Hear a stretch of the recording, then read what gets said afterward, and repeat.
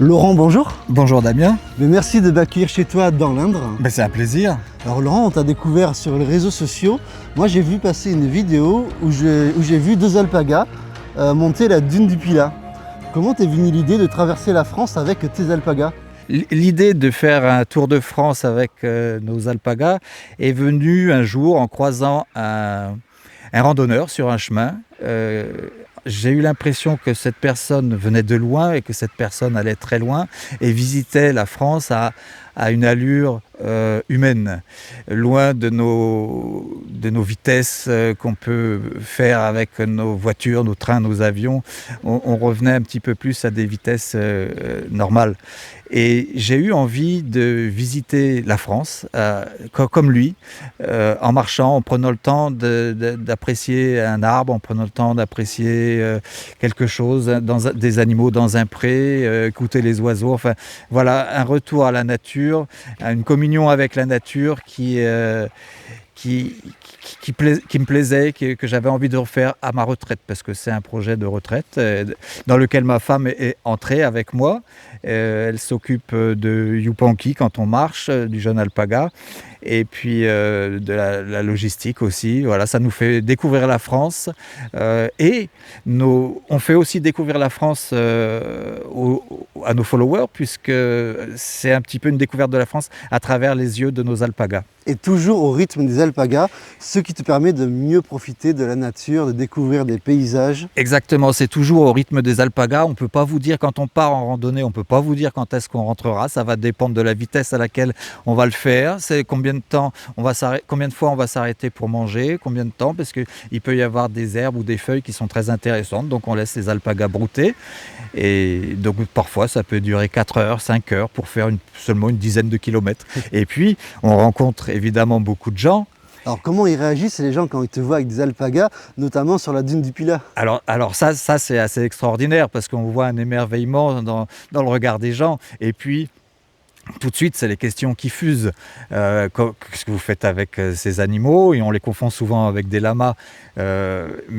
Donc on rectifie, on explique comment on les éduque, ce qu'on fait avec eux et comment ils sont. Et les gens nous posent donc 1000 questions. Et puis après, petit à petit, il y a certaines personnes qui viennent à nous parler de leurs expériences personnelles avec leurs animaux. Et en fait, on pourrait parfois rester des heures à parler avec les gens.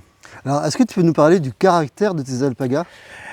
Oui, alors Atahualpa le Grand, qui est derrière moi, lui, il a un caractère plutôt solitaire, alors que l'autre est un petit peu plus sociable. Mais en fait, ce sont deux alpagas totalement différents, puisque le trait de caractère que vous allez trouver chez l'un, il ne se trouvera pas chez l'autre.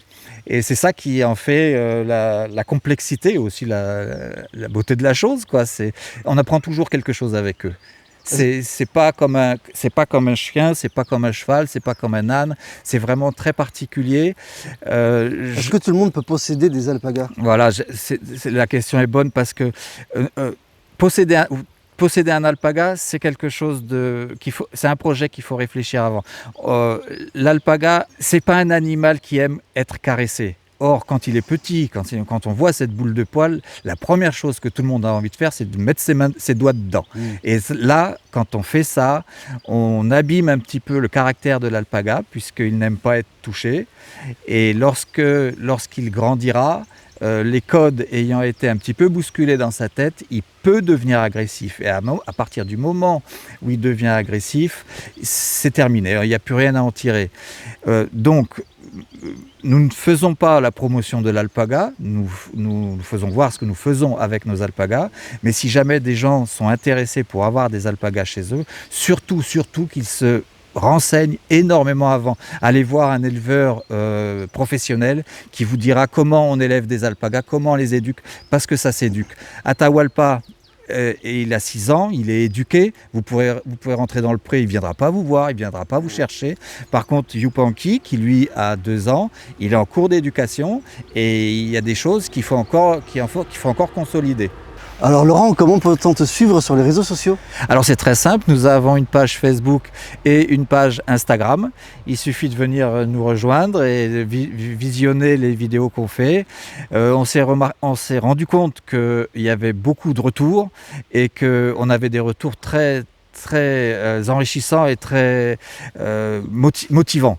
Les gens suivent ça un petit peu comme suivrait une série, de nouvelles aventures régulièrement, quoi. D'accord. Laurent, nous, on va continuer de te suivre. On te souhaite de très belles aventures à venir et je te dis à très bientôt. C'est très gentil à vous, merci beaucoup. On va continuer et on vous fera voir tout ce qu'on fait. Merci. We're what you